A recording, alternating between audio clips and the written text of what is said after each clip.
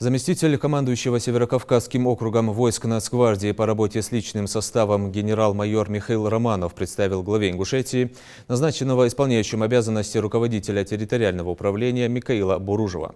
В ходе встречи Махмуд Али Калиматов обсудил с новым руководителем силового ведомства вопросы, которые стоят перед Росгвардией в Ингушетии, а также дальнейшую совместную деятельность.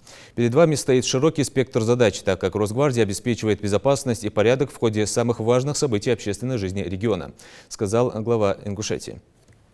Михаил Буружев с 1998 по 2021 годы проходил службу в органах безопасности России. Имеет государственные и ведомственные награды.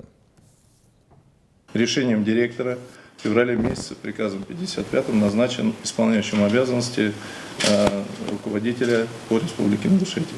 На сегодняшний момент представил его управлению личному составу в течение 4 дней прием передачи дела должности и официальное вступление в должность. Должность. Широкие обязанности. Это и общественный порядок. В общем, работы очень много. Мне самое главное, что у нас подразделение очень серьезное. Я вот рад тому, что руководство посчитало и направило человека, который знает субъект. С точки зрения жителей это тоже важно. Конечно, это воспринято великолепно. Это тоже немаловажно. Хороших дел, хорошей службы